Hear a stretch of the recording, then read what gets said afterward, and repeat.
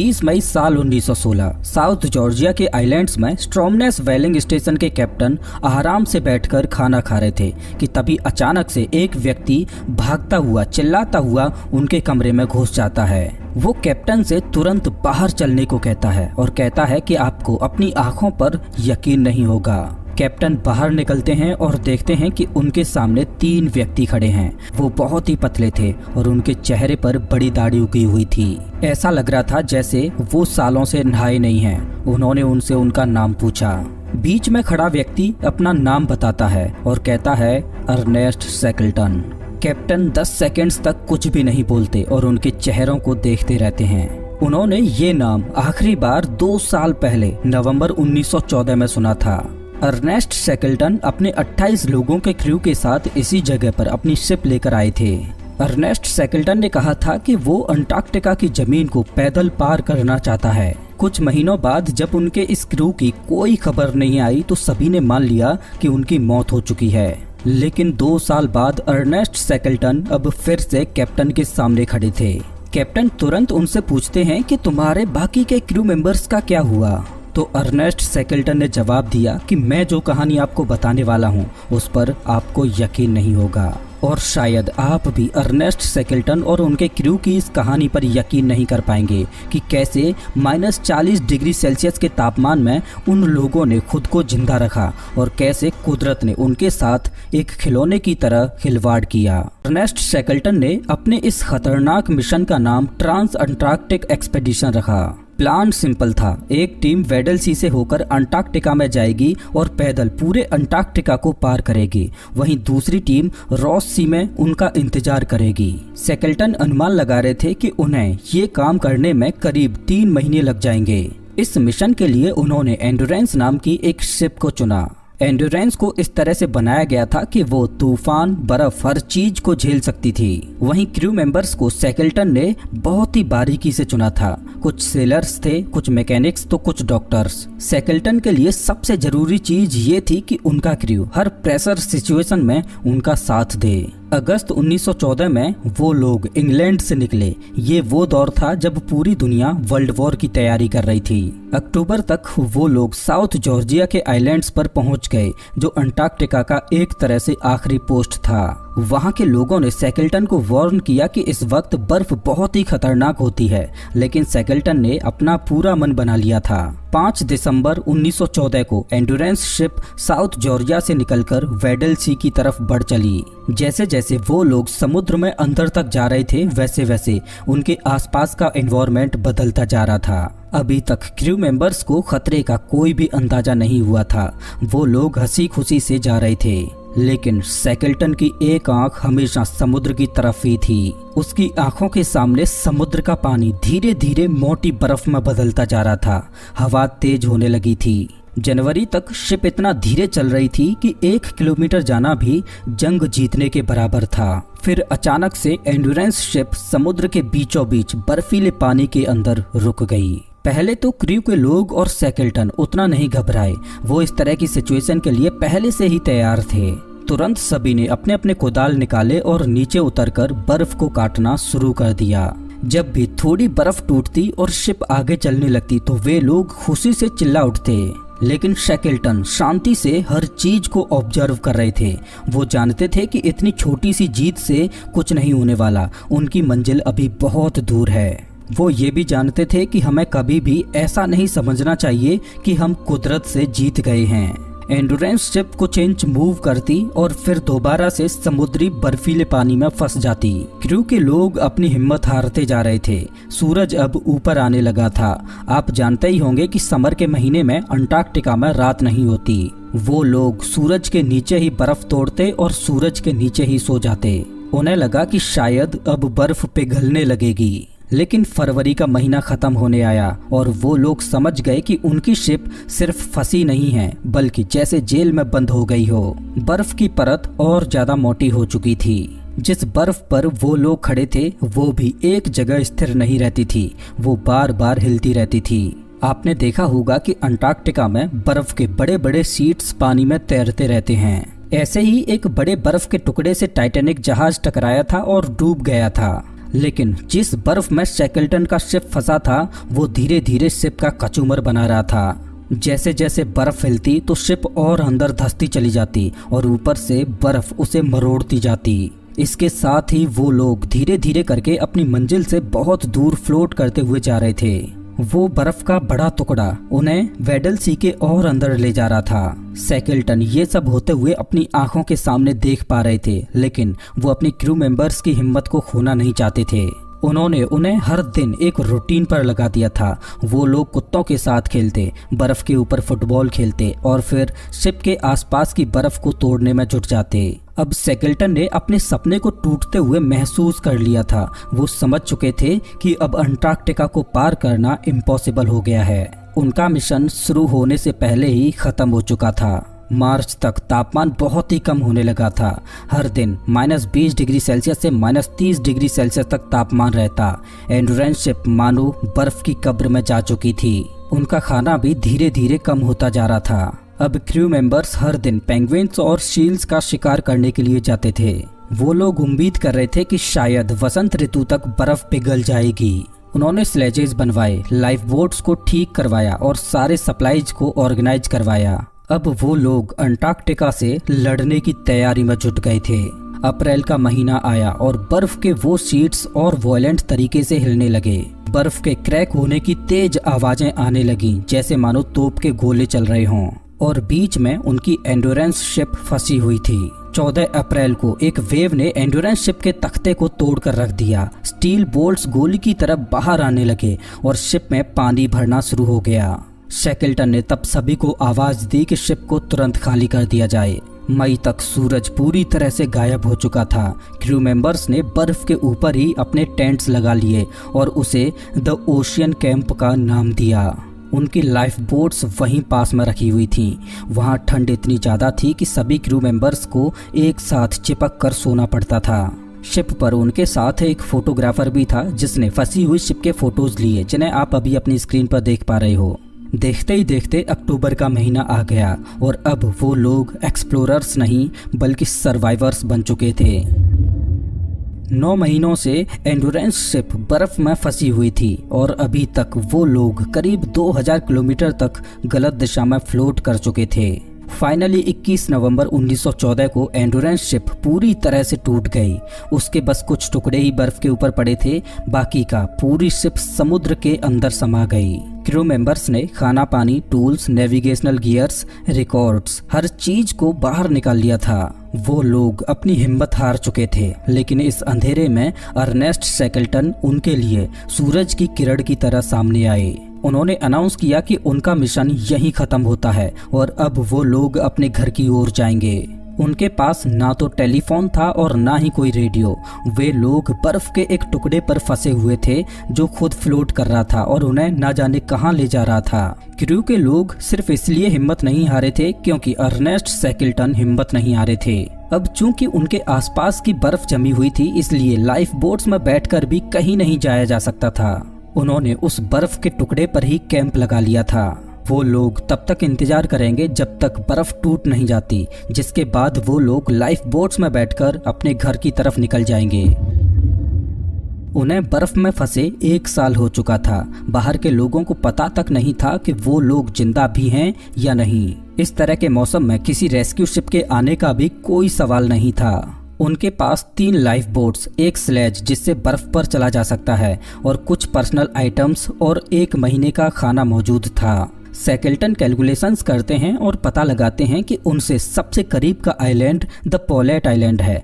हो सकता है कि वहां पर उन्हें कुछ सप्लाईज मिल जाएं जो उन्हें कुछ और महीने जिंदा रख सकें। उन्होंने क्रू से कहा कि सभी लोग 2 पाउंड तक का सामान अपने बैग में उठाएं और बाकी ताकत स्लेज और लाइफ बोट्स को खींचने में लगाएं। जहाज के फोटोग्राफर के पास करीब 400 फोटोग्राफ्स थे, लेकिन 2 पाउंड की लिमिट की वजह से वो अपने साथ सिर्फ 150 फोटोज ही ला पाए और यही फोटोज आगे चलकर दुनिया के सामने सबसे ऐतिहासिक सबूत बन गए। कुछ हफ्तों बाद खाने की कमी की वजह से उनके साथ आए कुत्ते के बच्चों को मरना पड़ता है। हर लाइफ बोट का वजन करीब 1000 किलोग्राम था और इसे खींचना इतना आसान नहीं था और किस्मत भी उनके साथ नहीं थी। अभी तक गर्मी का मौसम आ चुका था और बर्फ की ऊपर की परत सॉफ्ट हो गई थी, जिससे उसके ऊपर चलना मुश्किल होता जा रहा था। कुछ किलोमीटर और आगे चलने के बाद उन्होंने देखा कि सामने पतली बर्फ और पानी आ चुका है। अब ना तो वो पीछे जा सकते थे और ना ही आगे। उन्होंने दोबारा उसी तैरती हुई बर्फ के ऊपर टेंट लगा दिया। खाने के लिए हर किसी को एक बिस्किट, थोड़ा सा कोको पाउडर और थोड़ा सा कैंड मीट मिलता। उन्हें हर दिन सील्स और पेंगुइन्स का शिकार करने जाना पड़ता। शैकल्टन अक्सर फूड क्वांटिटी के बारे में अपने क्रू से झूठ बोलते ताकि उनका मोटिवेशन बढ़ा सकें। वो जानते थे कि अगर इस सिचुएशन से बाहर निकलना है तो क्रू का मोटिवेशन टॉप पर रखना होगा। लेकिन तभी अचानक 30 मार्च को एक ट्रेजेडी हो जाती है।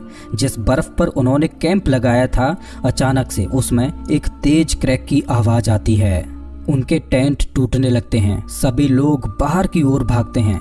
उनके पैरों तले जमीन हिलने लगती है। कुछ लोग पानी में चले गए थे और ठंड से ठिठुर रहे थे। उन्होंने तुरंत अपने आप को सुखाने के लिए तेज बॉडी मूवमेंट्स करना शुरू कर दिया। किस्मत से किसी की भी मौत नहीं हुई, लेकिन ये उनके लिए एक चेतावनी थी कि उनकी जान कभी भी जा सकती है। अब वो लोग पूरी तरह से बर्फ की शीट पर फंस चुके थे। वो सिर्फ भगवान से प्रार्थना कर सकते थे कि उन्हें जल्द ही जमीन दिख जाए। शैकल्टन ने कैलकुलेशंस लगाई कि आखिर वो कहाँ पर हैं, तो उन्हें पता चलता है कि वो जॉइनविल आइलैंड के पास हैं, यानी कि उनका पुराना डेस्टिनेशन द पोलेट आइलैंड अब पीछे छूट चुका था। जॉइनविल आइलैंड का दिखना कोई अच्छी खबर नहीं थी, क्योंकि वो पेनिनसुला का आखिरी आइलैंड था। वहां जाना यानी पक्के तौर से मौत। अब उनके पास 2 ऑप्शन थे, नॉर्थ में मौजूद क्लेरेंस आइलैंड और एलिफेंट आइलैंड। इसके बाद हजारों किलोमीटर तक खाली समुद्र है, एक ऐसा समुद्र जिसे द ड्रैक्स पैसेज कहा जाता है और जहां आज भी सेलर्स जाने से थर थर कांपते हैं। यहाँ 12 मीटर तक के वेव्स उठते हैं और लगभग 20,000 सेलर्स ने यहाँ जान गंवाई है। शैकल्टन जानते थे कि अगर वो इस बर्फ पर फ्लोट करते करते वहाँ पहुँच गए तो उन्हें कोई नहीं बचा पाएगा। खाने की भी भारी कमी पड़ने लगी थी। जो सड़ा गला मीट उनके पास बचा था उसे कुत्तों को दे दिया गया। पीने के पानी को जमा करने के लिए वो लोग बर्फ को एक कैन में डालते और फिर उसे अपनी जैकेट के अंदर भर लेते ताकि जिस्म की गर्मी से वो पिघल जाए। लेकिन उससे भी इन्हें सिर्फ कुछ घूंट ही पानी मिल पाता। किस्मत से सही समय पर क्रू को सी लॉइंस मिल जाते, जिसमें से उन्हें करीब 100 पाउंड तक का मीट मिल जाता। इसके अलावा कई क्रू मेंबर्स ने अपने कुत्तों को भी मार दिया था ताकि वो लोग बच सकें।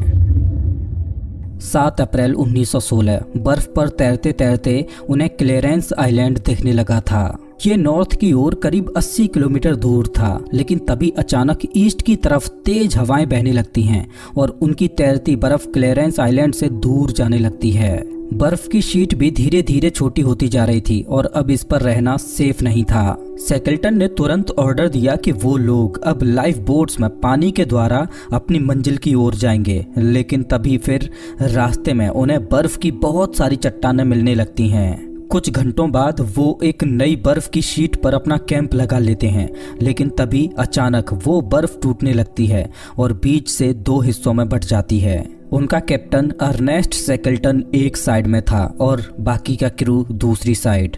वो अपने कैप्टन को तैरते हुए उनसे दूर जाता देखते हैं, लेकिन किस्मत से क्रू हिम्मत नहीं हारता और तुरंत वो अपनी लाइफ बोट्स के जरिए अपने कैप्टन को बचा लेते हैं। इसी बीच हवा की दिशा बार बार बदल रही थी और वो बर्फ का टुकड़ा इधर उधर हिल रहा था। पहले उन्होंने सोचा कि वो क्लेरेंस आइलैंड की ओर जाएंगे, फिर उन्होंने सोचा कि उन्हें जॉर्ज आइलैंड जाना चाहिए, लेकिन फिर अंत में एलिफेंट आइलैंड जाना उन्हें सबसे बेस्ट ऑप्शन लगा, क्योंकि वहां से रेस्क्यू होने के चांसेज सबसे ज्यादा थे। अब चूंकि उनका आइसबर्ग नॉर्थ की दिशा में बह रहा था, इस वजह से टेम्परेचर भी बढ़ने लगा था। -20 डिग्री सेल्सियस से अब तापमान -8 डिग्री सेल्सियस हो गया था और अब उन्हें ज्यादा खुला समंदर दिखाई दे रहा था। एलिफेंट आइलैंड उनकी लोकेशन से करीब 160 किलोमीटर दूर था और अगले कुछ दिनों में बर्फ का वो टुकड़ा जिस पर उन्होंने अपना आखिरी कैंप लगाया था, वो अब एलिफेंट आइलैंड से करीब 50 किलोमीटर की दूरी पर पहुंच गया था। शैकल्टन ने आदेश दिया कि सभी लाइफ बोट्स को अब पानी में उतारा जाए। 15 अप्रैल साल 1916 फाइनली क्रू के लोगों ने लगभग 1.5 साल बाद पक्की जमीन महसूस की। वो लोग एलिफेंट आइलैंड पर पहुंच चुके थे, लेकिन उनकी परेशानियां अभी ख़त्म नहीं हुई थीं। इस आइलैंड पर उन्हें कोई परिंदा भी नजर नहीं आया। वो आइलैंड पूरी तरह से खाली था। एलिफेंट आइलैंड के आगे ड्रैक्स पैसेज था, जहां से किसी भी शिप के आने के चांसेज ना के बराबर थे। अब शैकल्टन के सामने एक नई मुसीबत थी। यहाँ से वो किसी भी बर्फ की शीट के भरोसे नहीं थे। अब उन्हें जो भी करना था खुद ही करना था। अगर शैकल्टन और उनकी टीम को जिंदा बचना है तो उन्हें यहाँ से करीब 1300 किलोमीटर दूर साउथ जॉर्जिया आइलैंड पर पहुंचना है। लेकिन छोटे लाइफ बोट्स पर 28 लोगों का 1300 किलोमीटर दूर तक ट्रेवल करना नामुमकिन था।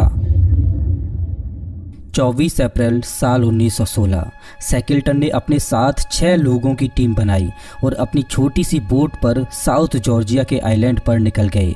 उन्होंने पीछे छोड़े हुए अपने क्रू से वादा किया कि वो बड़ी शिप लेकर उन्हें लेने जरूर आएंगे। इस छोटी सी नाव को हाथ से चलाना पड़ता था। उन्होंने बारी बारी 4 घंटे नाव चलाना और 4 घंटे आराम करने में अपना दिन का शेड्यूल बना लिया।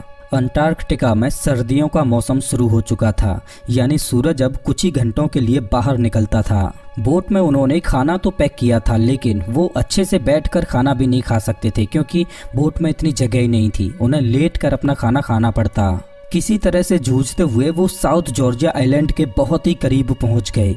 अपनी मंजिल से वो अब सिर्फ 3 दिन की दूरी पर थे, लेकिन तभी अचानक एक बहुत बड़ी लहर उठती है और उन्हें लगभग डुबा ही देती है। पूरा बोट जोर से हिलने लगता है। कई घंटे बीत जाते हैं। ऐसा लग रहा था कि मानो वो लहरों के बीच जिंदगी भर फंसे रह जाएंगे, लेकिन धीरे धीरे ही सही पर वो अपनी मंजिल के करीब पहुंचते जा रहे थे। और फाइनली 10 मई 1916 को वो लोग साउथ जॉर्जिया के आइलैंड पर पहुंच जाते हैं। अब यहाँ पर एक परेशानी थी कि साउथ जॉर्जिया का आइलैंड करीब 100 स्क्वायर किलोमीटर का था और जिस जगह पर वो लोग लैंड किए थे वो इंसानी बस्ती से बिल्कुल उल्टी दिशा में थी। अपनी लोकेशन से उस बस्ती तक जाने के लिए उन्हें या तो दोबारा बोट से होकर पूरा घूमकर जाना पड़ता, जिसमें 200 किलोमीटर का ट्रेवल करना पड़ता, या आइलैंड की जमीन से होते हुए सिर्फ 40 किलोमीटर ट्रेवल करके जाना। लेकिन दिक्कत ये थी कि साउथ जॉर्जिया का आइलैंड बड़े बड़े पहाड़ों से घिरा हुआ था। आज तक कोई भी इसे पार नहीं कर पाया था और शैकल्टन के पास तो जरूरी सामान भी नहीं था जिससे वो पहाड़ को पार कर सकें, लेकिन उसके पास और कोई रास्ता भी नहीं था। उन्होंने अपने साथ 3 व्यक्तियों को लिया और तुरंत सामने खड़े पहाड़ पर चढ़ना शुरू कर दिया। किसी तरह से बर्फ में चलते चलते वो चोटी तक पहुंच गए, लेकिन उस पार जब उन्होंने देखा तो वहां पर सिर्फ गहरी खाई थी। वो उस पहाड़ से नीचे उतरे और दोबारा दूसरे पहाड़ पर चढ़कर दूसरी ओर जाने का रास्ता ढूंढने लगे।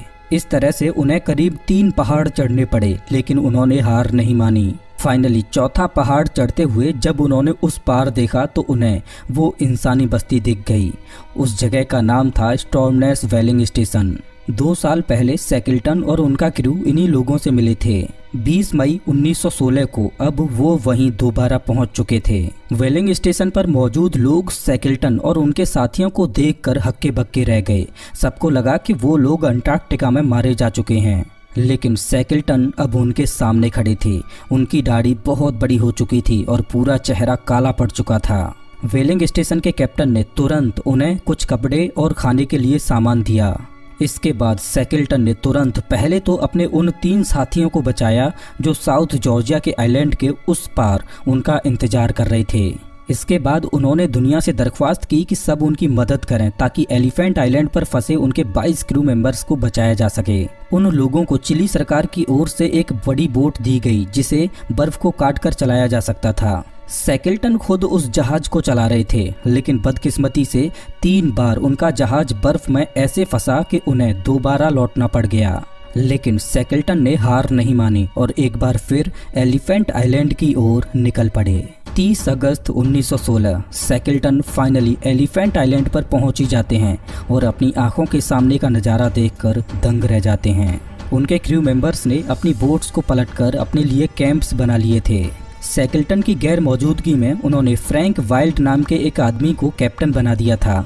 वे लोग पेंगुइन्स और सील्स को मारकर अपने लिए खाने की व्यवस्था करते। फ्रैंक वाइल्ड हर दिन सुबह उठकर अपने क्रू मेंबर्स का उत्साह बढ़ाता था और उनसे कहता कि शैकल्टन आ जाने वाले हैं, तैयार हो जाओ।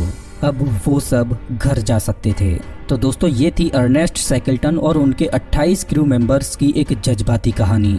तो इस वीडियो में बस इतना ही। वैसे आप हमारा ये वीडियो कौन से शहर से देख रहे हो मुझे कमेंट करके ज़रूर बताएं। मिलता हूँ मैं आपसे एक नई वीडियो में, तब तक के लिए नमस्कार।